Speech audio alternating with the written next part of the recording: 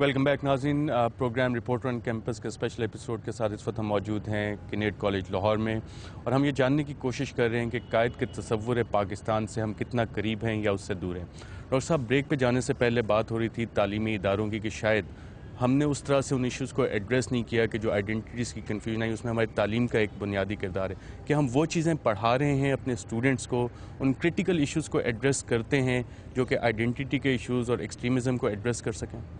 بالکل کرتے بھی ہیں، میں نہیں سمجھتا کہ ڈاکٹر صاحب کیا آپ بتا سکتے ہیں کہ ہم نے کتنی ریسرچ کی ہے، کتنی ریسرچ پبلیکیشنز ہیں جنہوں نے ایسٹ پاکستان کے فال کے اوپر اس کے کازز آئیڈینٹیفائی کیے ہوں، جنہوں نے کارگل کرائسس پہ ریسرچ کی ہو ہماری یونیورسٹیز نے؟ بہت زیادہ۔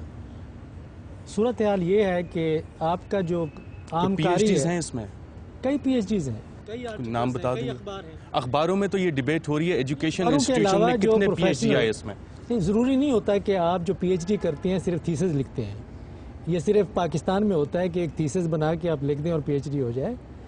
جو ہم نے پی ایچ ڈی کیا ہے امریکن یونیورسٹیز میں ہوتا ہے یا باقی جو بڑی یونیورسٹیز میں ہوتا ہے، وہ 4-5 سال کورس ورک کرنا پڑتا ہے اور اس میں کئی پیپرز لکھنے ہوتے ہیں، کتابیں لکھی گئی ہیں۔ لوگوں نے ضروری نہیں ہے کہ آپ کوئی بندہ پی ایچ ڈی کا تھیسس لکھ لے۔ ڈاکٹر صاحب، بات ہو رہی ہے نظام کی، یہاں پہ سسٹمز کی، ہمارے ایجوکیشن انسٹیٹیوٹس میں کیا یہ ٹیبو ایشوز ہیں کہ اس میں ہم نے ایسٹ پاکستان کو ڈسکس نہیں کرنا؟ یہ ہے، ہم نے کیا ہے۔ کوئی ایک مجھے پی ایچ ڈی تھیسس بتا دیں، کوئی ایک بتا دیں ڈاکٹریٹ جس نے کی ہو اس میں؟ میں آپ کو نہیں بتا سکتا کہ کس نے پی ایچ ڈی کا تھیسس لکھا ہے، کیونکہ میں اس کا کوئی تاریخ نہیں رکھتا کہ تھیسس کون لکھا ہے۔ ایچ ای سی کی ویب سائٹ پہ میں نے کوشش کی تھی جاننے کی، مجھے وہاں پہ کچھ نہیں ملا۔ میرا بھائی، میں آپ کو بتاؤں کہ یہ اس مسئلے کے اوپر اتنا لکھا جا چکا ہے پاکستان کے اندر بھی، پاکستان کے باہر۔ کتابیں آپ یہاں پہ 10 لاہور میں بھی چھپتی ہیں، 100 چھپتی ہیں، اخباروں میں آرٹیکلز بھی۔ ہم نظام کی بات کر رہے ہیں، اس ایجوکیشن سسٹم میں سینسرشپ کی بات کر رہے ہیں کہ ہم نے کرٹیکل ایشوز کو ایڈریس نہیں کرنا۔ نہیں، کوئی سینسرشپ نہیں ہے پاکستان کے تعلیمی اداروں میں۔ ایچ ای سی کے دوست اگر یہاں بیٹھے ہوں وہ بتا سکیں کہ ایچ ای سی کی ویب سائٹ پہ کتنے پی ایچ ڈی تھیسس ہیں؟ نہیں، آپ بات سینسرشپ کریں، بات کہاں جا رہے ہیں، اب کیا بات کر رہے ہیں؟ ڈاکٹر صاحب، ہم ایشوز ایڈریس کر رہے ہیں کہ وہاں پہ سینسرشپ ہے ایجوکیشن انسٹیٹیوشن۔ ایک ایشو کے اوپر چلے نا۔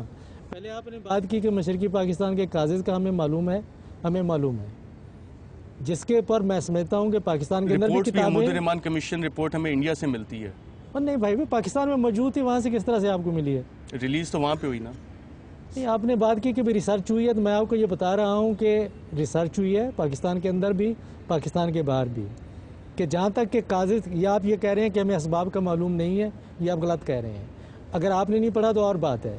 جو لوگ تاریخ پڑھتے ہیں، لوگ پاکستان کی سیاست کو سمجھتے ہیں، وہ ان اسباب کو جانتے ہیں کہ داخلی اسباب کیا تھے، خارجی اسباب کیا تھے، سب جانتے ہیں۔ جہاں تک کہ آپ بات ہے نا تعلیمی اداروں کے، ہمارا اسٹیٹ میڈیٹڈ ڈسکورس وہ چل رہا ہے تعلیمی اداروں میں، کیا آپ کو آزادی ہے اس طرح کے کرٹیکل ایشوز آپ کھل کے ایڈریس کر سکتے ہیں؟ بلاسفیمی ایشوز آپ ایڈریس کر سکتے ہیں؟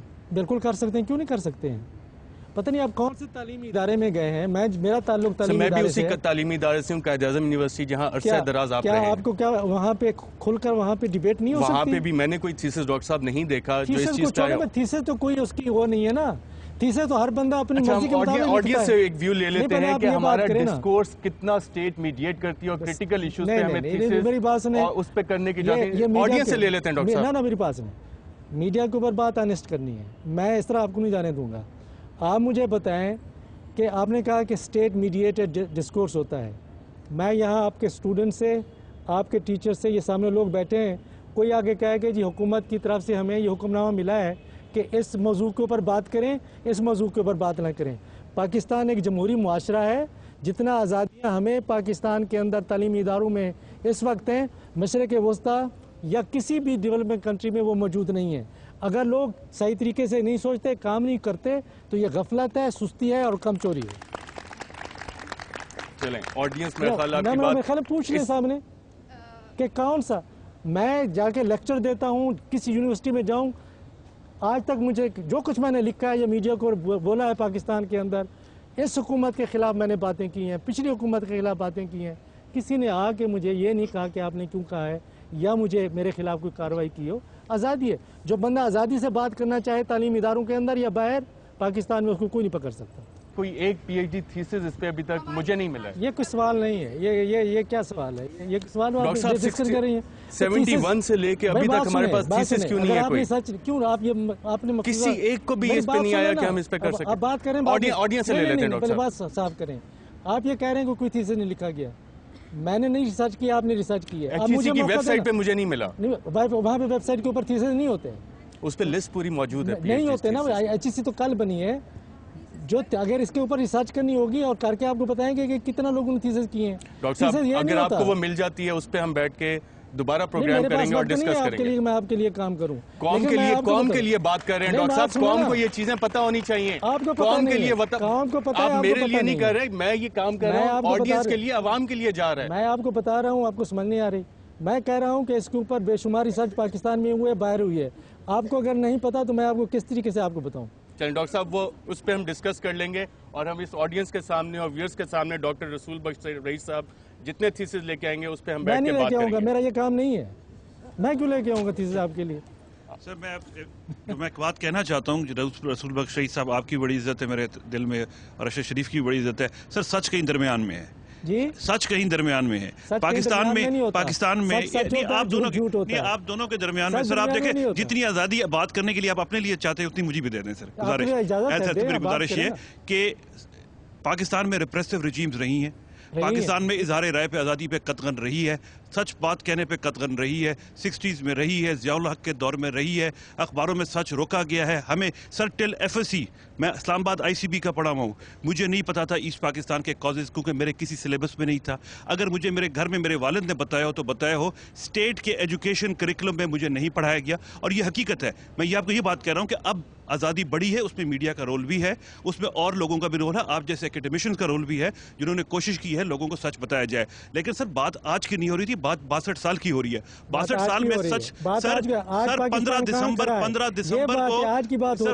دسمبر 1971 کو جو جنگ اخبار تھا اس میں جو خبر تھی, اور جو 17 دسمبر میں زمین آسمان کا فرق تھا, سچ چھپایا جاتا رہا, ہمارے لوگوں کو سے جھوٹ بولا جاتا رہا. تو وہ بات میں کہہ رہا ہوں کہ پاکستان میں اسٹیٹ انٹروین کرتی ہے, انفارمیشن کو کنٹرول کرتی رہی ہے, اب مشکل ہو گیا ہے. لیکن حقیقت یہ ہے کہ ہمارا بیگیج ہے جھوٹ کا, وہ ہم نے کیا ہے. تو ارشد کی بات میں بھی وزن ہے, آپ کی بات میں بھی وزن ہے.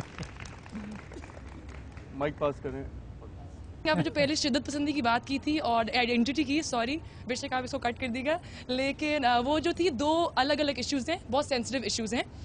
شدت پسند ٹیررسٹ کی کوئی آئیڈینٹی ہوتی ہی نہیں ہے, یہ غلط بات ہے جو ہماری میڈیا میں بھی آ رہی ہے. پنجابی طالبان, بلوچی طالبان, ایسی کوئی چیز نہیں ہوتی, کسی بھی دہشت گرد کا کوئی مذہب نہیں ہوتا. اگر آپ یہیں پہ رکیں تو ڈاکٹر صاحب سے اس کا جواب لے لیتے ہیں. ڈاکٹر صاحب کیا ٹیررسٹ کی کوئی آئیڈینٹی نہیں ہوتی, کس لیے وہ لڑ رہا ہوتا ہے؟ دیکھیں جو ٹیررسٹ ہوتا ہے, آپ نے بات کی کہ انتہا پسندی بڑھ گئی ہے, لاہور میں ہے. پہلے تو آپ دیکھیں فیکٹس سامنے حقائق کو رکھیں. لاہور کے لوگوں نے جب چیلم کا جلوس نکلا تو دوسرے فرقے کے لوگوں نے وہاں جا کے گھیرے ڈالے, ان کے ساتھ ہوئے اور اکٹھے تھے. باہر سے بندہ آیا, کوئی بھی وہاں باہر سے بندہ آ کے اس قسم کی مذموم کارروائی کر سکتا ہے یا حرکت کر سکتا ہے. دہشت گردی پاکستان میں ہے, افغانستان میں ہے, دنیا کا کوئی ملک نہیں ہے کہ جہاں پہ دہشت گردی نہ ہو. دہشت گردی کیوں ہوتی ہے؟ ٹیررسٹ کی آئیڈینٹی ہوتی ہے کہ نہیں؟ دیکھیں اس کی کیا شناخت ہو سکتی ہے کہ جو ایک دہشت گردی کا جو فعل ہے یا دہشت گرد ہے, اس کا کوئی نظریہ نہیں, اس کا کوئی مذہب نہیں. اگر آپ کو مذہب اور نظریہ ایک دہشت گرد کو دینا شروع کریں, تینوں پینلسٹ سے پوچھ لیتے ہیں ہمارے ینگ اسٹوڈنٹ سے, ٹیررسٹ اور فریڈم فائٹر میں فرق کیا ہوتا ہے؟ بات تو سن لینا, پہلی بات تو پوری کرنے دیں کہ وہ صرف ایک معاشرے کے اندر خوف و ہراس پیدا کر کے سیاسی مقاصد حاصل کرنا چاہتا ہے, اس کے علاوہ اس کی کوئی شناخت نہیں. جی وقاص صاحب, ٹیررسٹ کی آئیڈینٹی ہوتی ہے کہ نہیں؟ سر ٹیررسٹ کی آئیڈینٹی کوئی نہیں ہوتی. آف کورس وہ ایک اپنے انفرادی ایجنڈے پر چل رہے ہوتے ہیں, اور فریڈم فائٹرز جو ہوتے ہیں وہ ایک خاص نظریے کے تحت, کسی قومیت کا نظریہ ہو سکتا ہے وہ, یا کوئی ایسا پازیٹیو نظریہ ہو سکتا ہے جس کے تحت وہ کام کر رہے ہوتے ہیں. ہمارے پاس آڈینس سے کوسچنز آ رہے ہیں. We have been labeled as a terrorist state globally. We are not a terrorist state. Yes, Dr. Sab said that the problem is in our minds. We are not accepting things. You are talking, I am not contradicting, but I would like to present my point of view that you are promoting negativity through saying that terrorists do not have identity and many other things. They do have identity in their own groups, that they feel themselves right and what they are doing is right for them. We don't accept them because they are promoting aggression and anything else. بہت interesting point انہوں نے اٹھایا کہ شاید ہم ان کی identity ان کے مطابق تو ایک آئیڈینٹی ہے لیکن معاشرے کی امپوز آئیڈینٹی اور جو معاشرے کے سٹرکچرز ہیں ان کے خلاف وہ ریوولٹ کر رہے ہیں اور ہم انہیں بینگ اے پاور سٹرکچر وہ آئیڈینٹی نہیں دینا چاہتے. شاید یہی آپ کا سوال تھا. نہیں دیکھیں کہ وہ ایک مسلم ممالک میں ایک لہر چلی ہے کہ جو موجودہ نظام ہے پوسٹ کولونیل ورلڈ اور سٹیٹ کے ہم ان کو نہیں مانتے. ایک ہے وہ اس کی تکفیر کرتے ہیں, نفی کرتے ہیں اور اس کے لیے جو انہوں نے راستہ تلاش کیا ہے وہ قانونی, آئینی اور سیاسی راستہ نہیں ہے. ڈاکٹر صاحب ہم سوشل سائنسز اور کلچرل آئیڈینٹیز کی بھی بات کر رہے ہیں. میں اسی کی بات کر رہا ہوں کہ وہ راستہ چاہتے ہیں تشدد کا, فتح کا, جنگ کا, جو موجودہ معاشرے تسلیم نہیں کرتے. موجودہ صدی میں اور پچھلی صدی میں جو انقلابات آئے ہیں آخر میں سارے انقلابات پرامن جد و جہد کی وجہ سے آئے ہیں اور پرامن جد و جہد سے جو انقلاب آئے ہیں نہ ان سے خون بہا اور بڑے بڑے نظام, بڑے بڑے نظریات تبدیل ہو گئے اور ان کے پیچھے آئیڈیاز بھی تھے. کیا آج کے معاشرے میں ہمارے پاس آئیڈیاز ہیں؟ ہمارے ایجوکیشن انسٹیٹیوٹس میں وہ آئیڈیاز, نئے آئیڈیاز آ رہے ہیں؟ باہر جیسے ریسرچ ہوتی ہے ہمارے ہاں کون سے آئیڈیاز آئے ہیں جو ہم نے پالیسی میکنگ میں ان پٹ دے کے چینج لے کے آئے ہیں؟ بڑی بڑی تبدیلیاں ہم پاکستان میں لے آئے ہیں. اب سمجھنے کی کوشش کریں صرف. آزادی سب سے بڑی میں سمجھتا ہوں کہ پاکستان کی فتح ہے اور جیت ہے. اس کے لیے میڈیا نے, سول سوسائٹی نے, سیاسی جماعتیں نے, سب نے کام کیا. یہ ایسے نہیں مل جاتی. اس کا فیصلہ پچھلے 17 دن میں اور پچھلے 60 سال میں ایجپٹ نے, مصر میں نہیں ہو سکا. بہت بڑی پرانی ریاست ہے. ہم نے یہ فیصلہ 68 میں 9 میں ایوب خان کے خلاف کیا تھا. ضیاء الحق کے خلاف تحریک چلی. جب بھٹو صاحب نے انتخابات میں دھاندلی کی ان کے خلاف تحریک چلی. مشرف کے خلاف تحریک چلی. یہ تحریکیں کامیاب ہوئیں, حکومتیں تبدیل ہوئیں پرامن طریقے سے بغیر کسی تشدد کے. جب معاشرے کے اندر یہ راستے کھلے ہوتے ہیں تو خونی انقلابات نہیں آتے. جو طالبان یا اس قسم کے دوسرے گروہ پاکستان کے اندر دہشت گردی کی فضا قائم کر کے قبضہ کرنا چاہتے ہیں وہ کبھی نہیں کر سکیں گے. صرف معاشرے کو نقصان پہنچا سکتے ہیں.